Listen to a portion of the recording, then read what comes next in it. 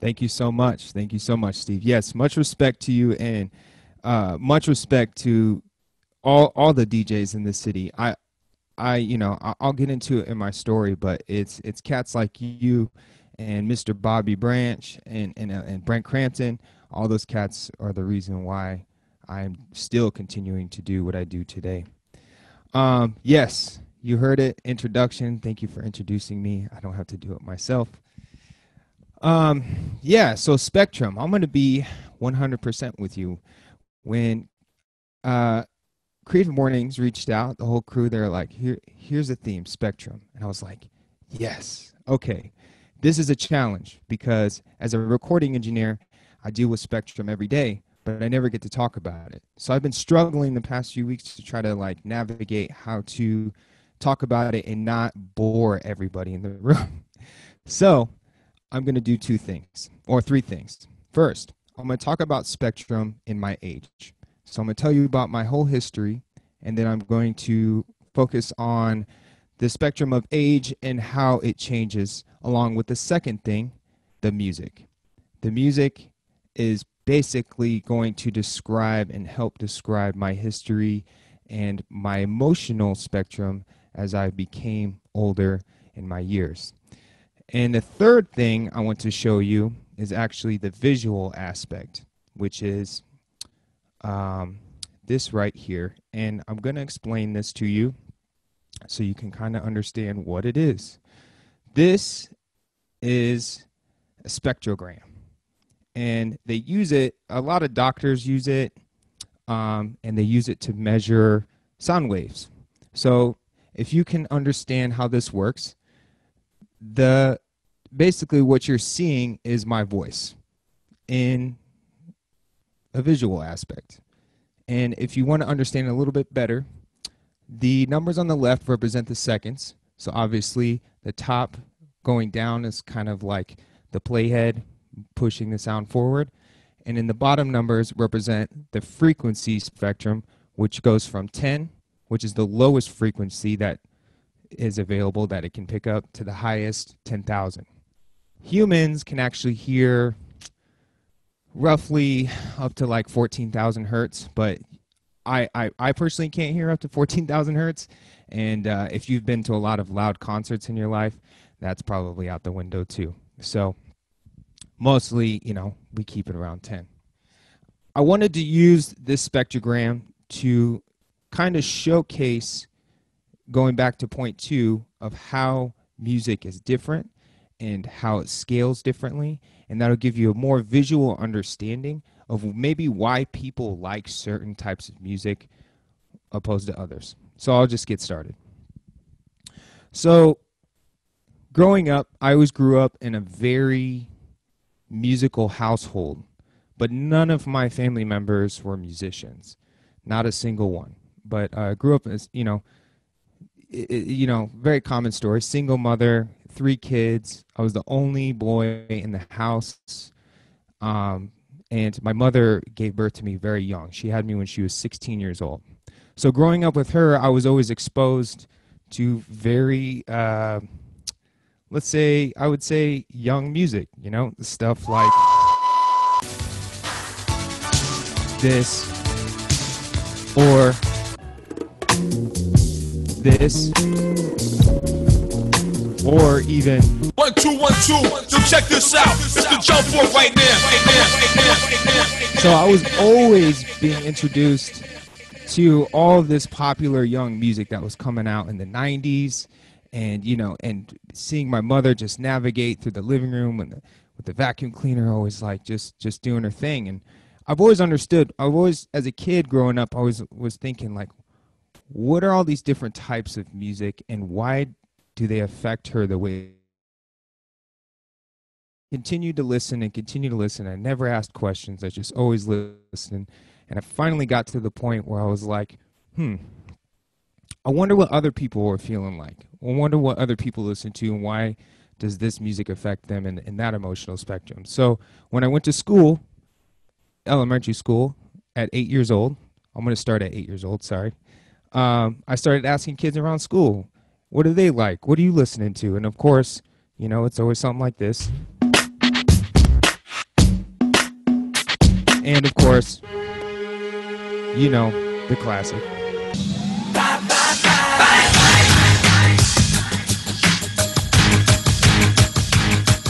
And way, way different from what I experienced at home. And so at 8 years old, I'm in elementary school asking my teachers, like, why do people like this? But then I'm at home listening to this. I don't really understand. And my teachers couldn't explain it to me either. So that was the first spark of me becoming extremely interested in how music affects people. And it kind of sparked my love for starting a career in music. So from 8 to 12 years old, I did a lot of digging and a lot of research as a kid. I went to the library. I asked people. I called people. I knew how to use technology at a very young age, and because I was always interested in taking it apart and trying to understand it. But more than so, I was always trying to understand why things make sounds and how do those sounds affect people. So I kept digging, and by the time I hit 12 years old, I started to understand it a little bit better. And then upon that, I discovered DJing.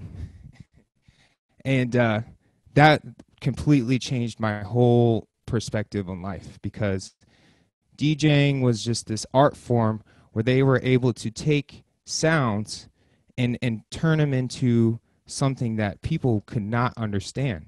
And one DJ in particular, whose name is Qbert, exercised this very well. And I'll actually go and show you a little video of that right now. Right, we're going with the 1992, 93, and 94 world champion. Make some noise. So just listen what he's doing with a single frequency.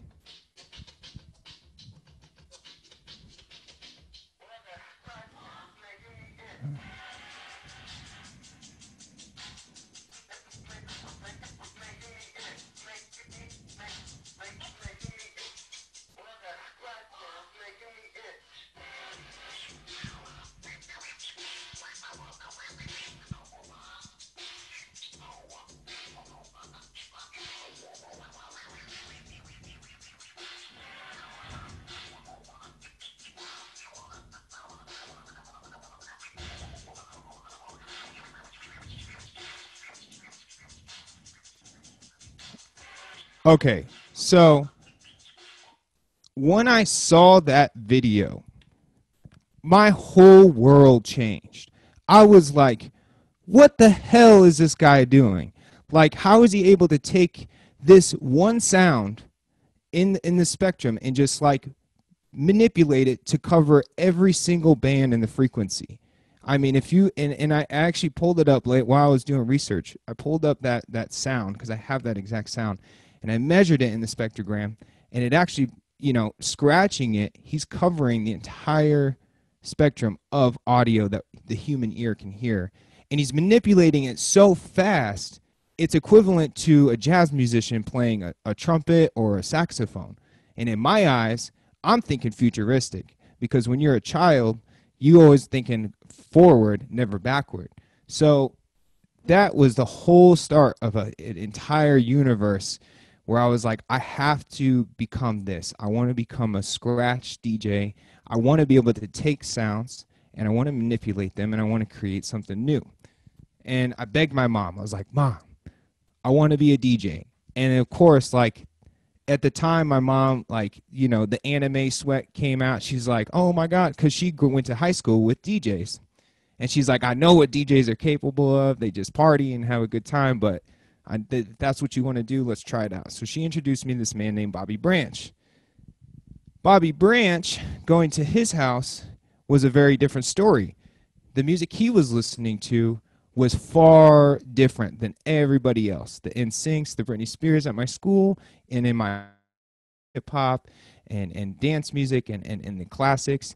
He was listening to things like this. Shots going down like that's going.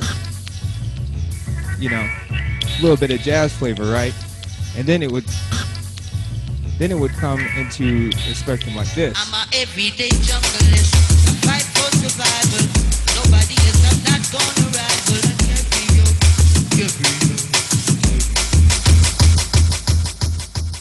So I took my first DJ lesson at 12, and he basically told me, this is the way. This is what all the UK cats are doing. This is what they're doing all around the world. This is the thing you need to understand.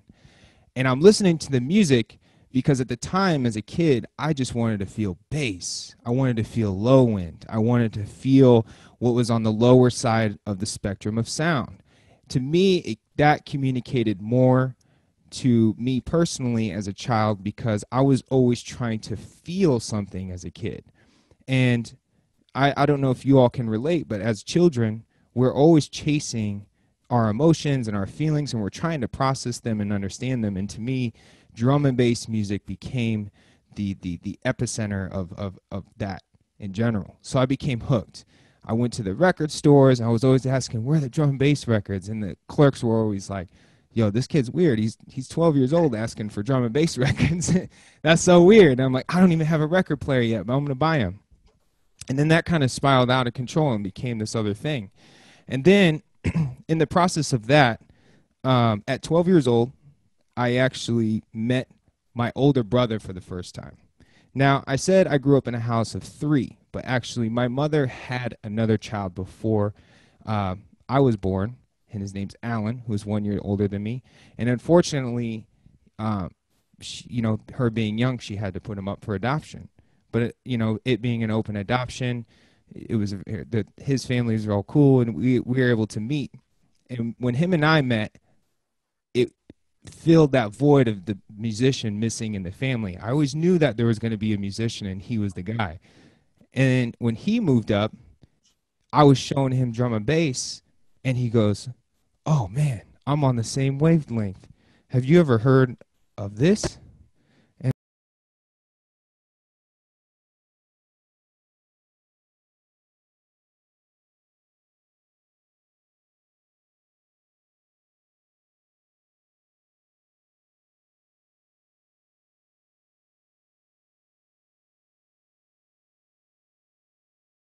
Okay, so if you look at the spectrogram right now, it was going ham. And that basically shows you a visual representation of what happened in my brain. I was just like appalled. Just everything was just so noisy and loud and angry. And I wasn't an angry child, but I was definitely had so much energy and I needed that release. So I go home and, hey, Mom, can I get this Prodigy record? And she saw the music videos where they put the black they had all this makeup on and the crazy stuff, and it just looked like devil worshipping stuff. And she's just like, no, you can't have that. You can't have that. There's a song on there called "Smack My Bitch Up." She's like, no, you're not gonna have that. That's no way in your spectrum. So I actually had to sneak that CD into my house, which I borrowed from a friend, and I listened to it every day forever, just absorbing the sounds and getting this. And I was like, finally understanding that the spectrum of music changes so drastically in a young person's life. But for me, I felt like it was changing every single day. And it was so rapid that I was feeling like I was losing a bit of control. And then by 14 years old, I reached a point to where I wanted to start playing in live bands. And I wanted to play loud music. I wanted to feel the music. I wanted to feel that lower end of the spectrum. So then that's when I met these great gentlemen in this band called Pariah, which are here in Omaha. I'll play you a little bit of this. This is about to wake y'all up right now.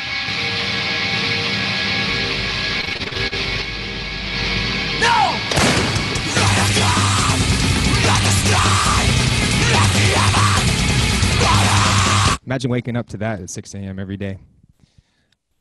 If you see the spectrogram, you see how much more chaotic it got. It started, the music that they were making was trying to fill the entire spectrum, from the bass to the higher end frequencies. They're trying to, emotionally, they're trying to get sadness and all the hurt into one big wall of sound. And to me, as a teenager, I started going through the waves of emotion where, being 14 years old, wanted to play in bands, but also, dealing with school, dealing with home life, You know, you get introduced to the opposite sex and they start liking you and then they break your heart. All that stuff going on at once. So I needed that emotional release. And when I got to that point, I started playing in bands on top of trying to be a DJ. So my whole world became, how do I play music everybody likes, but also how do I play music that I love? And so that went on for quite a long time. Started a couple bands, played a couple shows, got into the ranks, and then as a DJ, I was just at home scratching all the time as well. So on top of that, I was kind of flipping between two worlds. And that taught me a lot as a teenager. You know, the DJ world was always centered around more bass stuff, and especially around that time, like 2000s. That music, the music was so bass heavy, but with hardcore music and punk rock music, it was about the heaviness, but it was also about the high-end tinniness, the loud snare drums, and the screaming. With the screaming, now the average voice, if you can see on the spectrogram, the average voice ranges between 100 hertz and 1,000 hertz. And if you're a good singer, you can go up to 4,000 and 7,000 hertz. But generally, it's kind of a more guttural thing. So it fit into that lower end feeling part of the spectrum. So continuing with that, I got into high school. And once I got into high school, it was just this flood of people, and they all knew I was a musician, but they didn't like what I was making. None of them liked what I was making. None of them wanted to be a part of it. So it was cool. So I had to go downtown, and I met a bunch of great friends and got introduced to a whole new world of people who were able to flex and understand this musical world a little bit better. So skipping from 14, I'm going to move on to 18. So at 18, I'm in high school, I graduated high school. I'm out. I'm still playing in bands, and I moved to Minneapolis. Now, by time living in Minneapolis, I moved there for a couple reasons. One, spent a lot of time up there as a kid. Two, Prince. You know, I mean, I'll just be honest. He created a whole landscape for musicians to thrive, and I was just obsessed with it. Also, the hip hop up there was great and everything, and I just knew that there was this rich, lush world. So at that time, and I'm gonna be honest, I also started smoking marijuana. And I'll be honest, when I did that, the hyper activity and the wanting the wall of sound and all the anger started to disappear. It started to dissipate. And I started to kind of calm down a little bit. And looking at music as a whole, I started to feel like slowing down and feeling music again on a much more relaxed base was something that I was becoming more adaptive to. And then around that time, that's when I was introduced to this artist here. Hey yo, this is for y'all to dance to a slow, cause it's fantastic. It's fantastic. So, fantastic. Mr. James Yancey, aka Jay Dilla, very amazing artist from Detroit. He was actually taking a machine that they call an MPC 1000 or MPC 3000, sorry. It's called Music Production Center. And it's just this little tiny instrument where he is able to take sounds of his favorite records and manipulate them into his style, into a format that he liked, which they consider hip-hop. Yeah, if you look at Steve's window there, that is actually a visual representation of an MPC.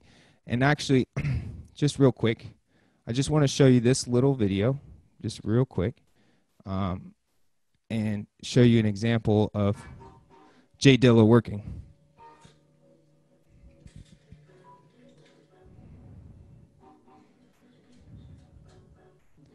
So it kind of gives you an idea.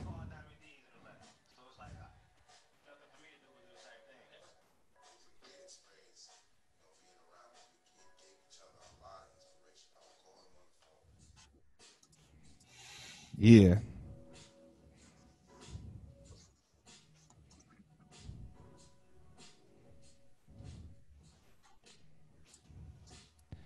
So Jay Dilla essentially rewrote the whole script in my brain to understanding how music can be altered and manipulated just like how DJ Cuber did with the turntable. And at the time I was like, I don't think I no longer feel like playing in bands can accomplish this because they were so limited. Guitars and basses and everything, they were all so limited as instruments. Even though I will say like Thundercat and Victor Wooten and all those amazing players and they do amazing things, but they do have their limitations. So I made it a life quest to buy an MPC so I can understand the audio spectrum a bit more. And that way it turned my brain into listening to sounds and music, not only as something as enjoyable to feed off of lyrically, is to actually understand what those little pieces of music mean as individual pieces and how they formulate together to make this big wall of sound. Now, if you listen to Dilla's music, it is super bass heavy, but the feeling of it kind of takes you on this other realm. Whereas drum and bass was so fast, and even though it was bassy, it had this whole other emotional reaction to you. So, that's when I kind of got introduced to a bunch of other experimental artists that were manipulating the audio spectrum. One artist in which, like Burial, taking bass music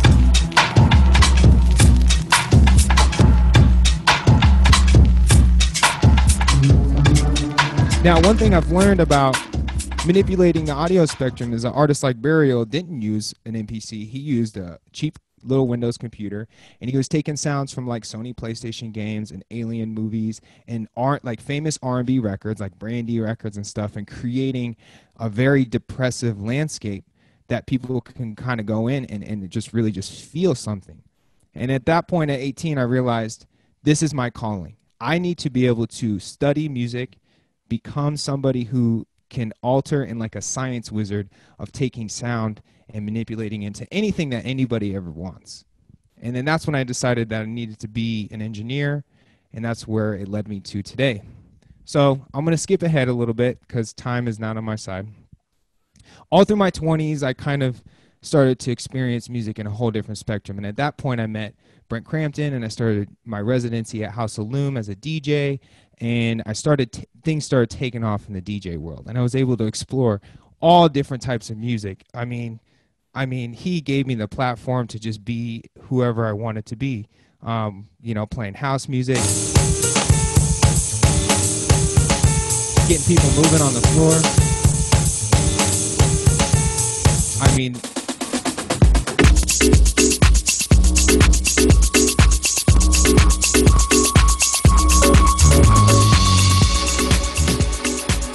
all this music covering the wall of sound in the spectrogram and creating these different types of emotions. So my whole life became about, well, how do I figure out how to create the wall of sound and implement emotion into that? And that's something I'm still learning today. As an engineer, I spend so many hours nitpicking and trying to understand the pieces of the music, and it's a wild world. So I hit 25, and I meet these amazing musicians in this band called The Faint, and I met them through DJing because they were DJs too, and they liked my style, and they also saw that I have a huge technical knowledge, so they're like, "Come on tour with us." So I ended up touring with them for 4 years.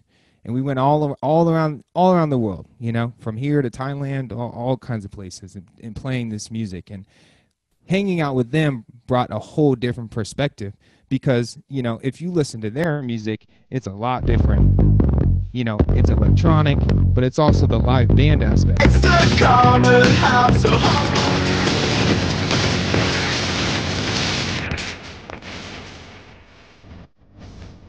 For the first time in my life, I finally brought together the live band aspect and the electronic drum machine aspect into one thing. I was like, oh, you can do this. Even though a band is limited, they actually have unlimited options on how to express themselves. So over time, I learned that I don't need to separate those things. I need to figure out how to keep bringing them together, how to keep filling that wall of sound, and how to keep manipulating these songs to be able to convey and bring out emotions into the listener.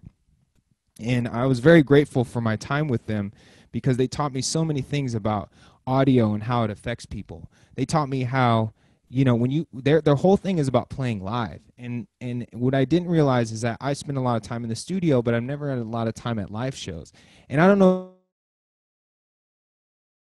one acoustic guitar player playing something and it doesn't hit quite right, but all of a sudden another player gets on with like a bass, he's got a bass guitar in the back and a couple other people and a singer, and you're like, whoa, your whole mind, it's just a completely different world. And they taught me that with electronic music. They taught me, yeah, feel the bass, feel the mid part of the spectrum, but you also have to remember that the high end stuff, the tinny sounds, that warm atmosphere on the top, that needs to be filled in too. And that's where how you can create that live is just becomes this whole different experience, because people need to be guided like on a roller coaster, and the emotional spectrum of a human when listening to music at any time wants to start out strong, kind of dip down a little bit, and then go back up to the climax, and then come back down again, and then you're smoking a cigarette in bed and you're like, that was a good time. So, my whole life became how to figure out that formula. And what I've learned is that that formula is not one formula. It's actually a very, very long, complicated math algorithm that not even computers can understand yet. But they're trying real hard. There's a lot of companies out there that are designing algorithms to make music based upon what humans enjoy listening to. Spotify's doing it. Even Google's doing it, Apple, all these companies. We're going to reach a point in our life to where we can just go on our phones, open them up, and say, how do I feel today? And then hit sad. And then they'll be able to dive into this world of the spectrum of audio, figure out a range of frequencies that fit that mood, and then play them back to you. Sometimes it'll be made by a human. Other times it will be made by other computers. And if you go out there and look up musical AI or anything of that nature, you can actually listen to examples of that. It's already exists, and it's actually very interesting. I can go on a whole different subject about that. But then I'm going to skip ahead. At 28 years old to 30, I started touring with a different group called Tuxedo. Tuxedo's formed with Mayer Hawthorne and Jake One. Jake One's a very critically acclaimed hip-hop producer. His catalog's crazy. Rick Ross, Jay-Z, all those cats. And then Mayer Hawthorne on the other end makes like beautiful soul music to, baby making music, And they formed together and made this like 80s dance project called Tuxedo.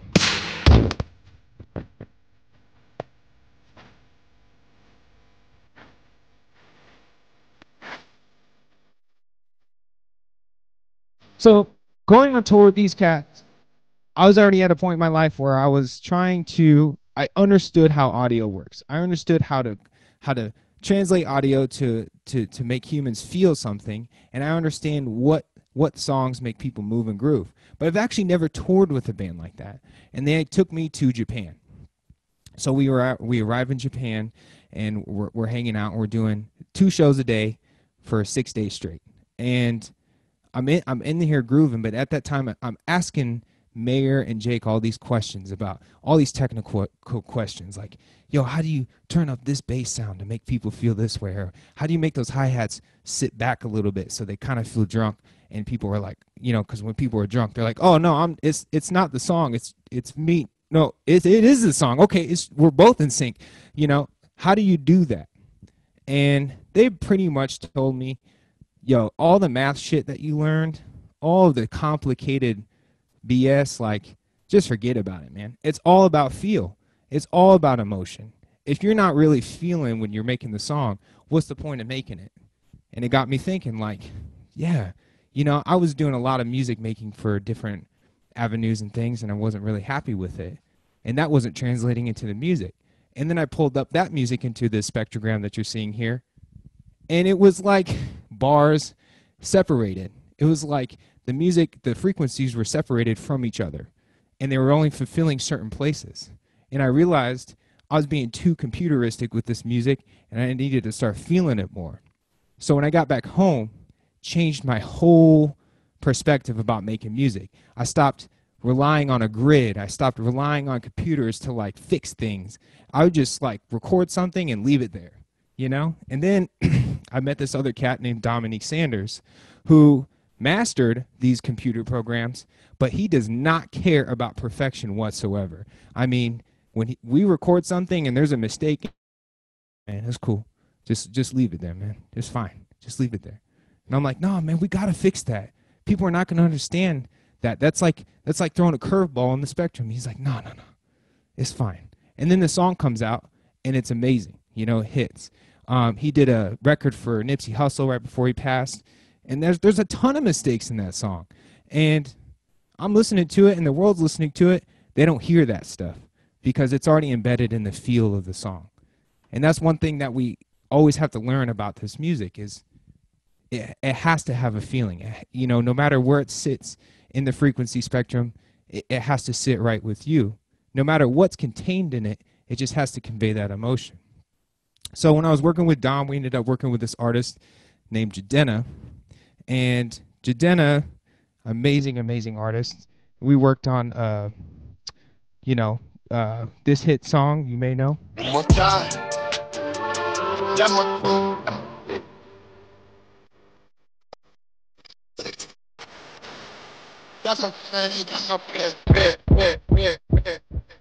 So Jadena visited Omaha by part of South Africa. And if you don't know Jadena, he's working with Janelle Monáe. And sitting in the studio with Jadena, he's bringing all these flavors of African music into the studio. Him and his whole crew, they were in there for 10 days. And me at the time, you know, Dom's in there, I'm in there, and Jadena's in there. I've never been in a room with these people. And the more I'm listening to them play back music, play music from the motherland, playing music from all these places, I'm starting to feel like, wow, this is why this is different than what Americans are doing, because they write, their music is so happy. It's so exciting to listen to, and it's so upbeat, but the lyrics are so sad. And like a lot of the music is like hopeful, but a lot of the music also has these like deep, meaningful lyrics. But if you look at it, it still fills in the wall of sound. But then what I noticed differently about this music is that it ebbs and flows in the spectrum. Now, if I had a chance to play you a whole Jadena song, I can easily show you an example of that. But if you have time, just go and listen to his last record. It really, the music in there was perfectly created to take you on that emotional roller coaster in 2 minutes and 30 seconds, which is something I've never experienced with music. It was always like the same feeling for that entire time, and that's it. But with Jadena, he's like, how do I ebb and flow, weave in and out of your soul? How do I make you feel like this song is going to be sad, but then there's going to be a revelation later?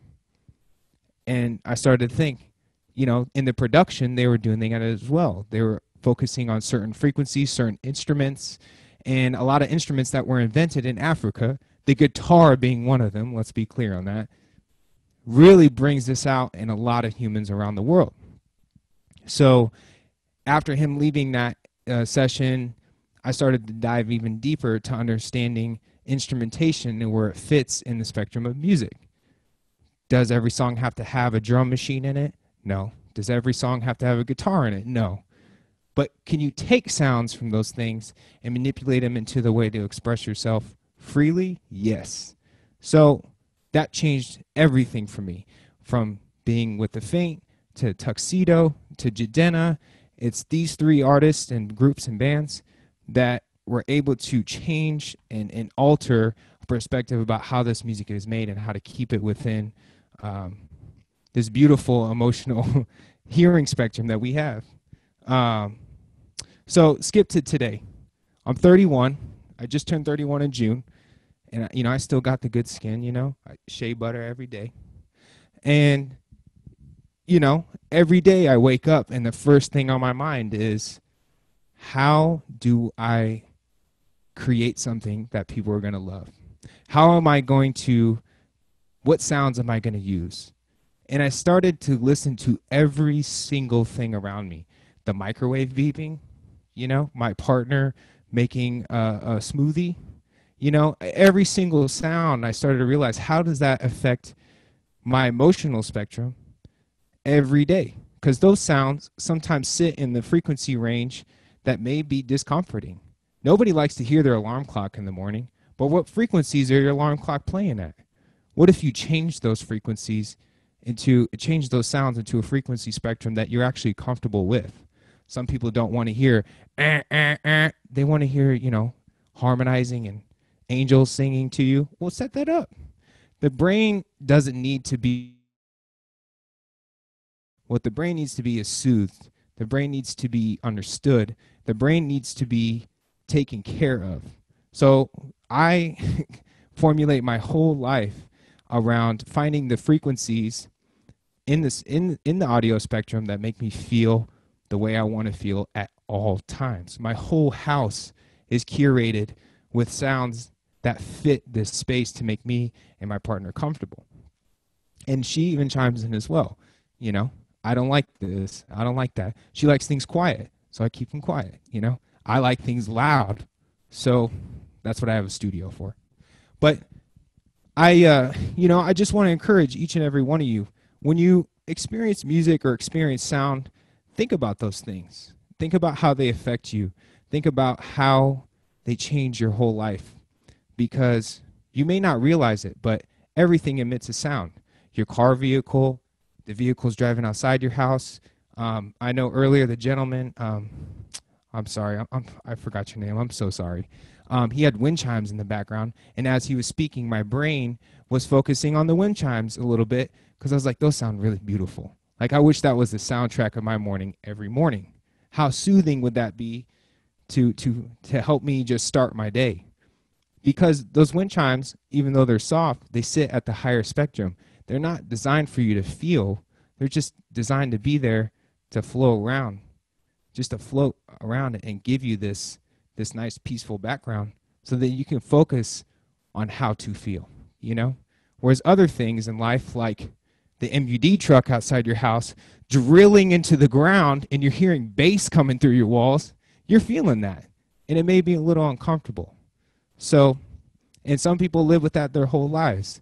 I know that if you do research in cities like New York City or really dense cities like Philadelphia, so those people are a little bit more on edge because they're constantly dealing with frequencies in the spectrum that are very, very attentive and annoying, and just they're uncontrollable. Whereas here in Nebraska, we don't have a lot of noise out here. Very quiet neighborhoods, very quiet streets, and everything shuts down at 9 p.m. If you walk around at 1 a.m. on a Thursday night, it's going to be very relaxing and very chill, which is why I think a lot of people in this city are very calm and very relaxed, is because the sounds that we grew up in are very peaceful and harmonious. So think about those things. Try to curate sounds in your life that fit not only a good portion of the audio spectrum, but the spectrum of your emotion and the spectrum of which the age you're sitting in. Because as we progress in time, you're always going to feel a little bit different. For example, when I was younger, I never wanted to hear wind chimes. At 31, I want to hear wind chimes every day. Maybe at 60, I'm going to have a whole house full of wind chimes. You never know. So basically, to put it all in perspective, it's very important to just try to remember those things. And it's very always important, just always try to listen and always try to understand these things. And the reason why I put the spectrogram up is so you can visually see how wave formats work. You see my voice. You see it waving up and down. You see the nervousness in my voice. You see how it ebbs and flows. You see where my emotional spectrum is sitting right now. It's very amazing. So think about those things today as you start your workday. And thank you for joining us. And I really appreciate your time. Much, much love.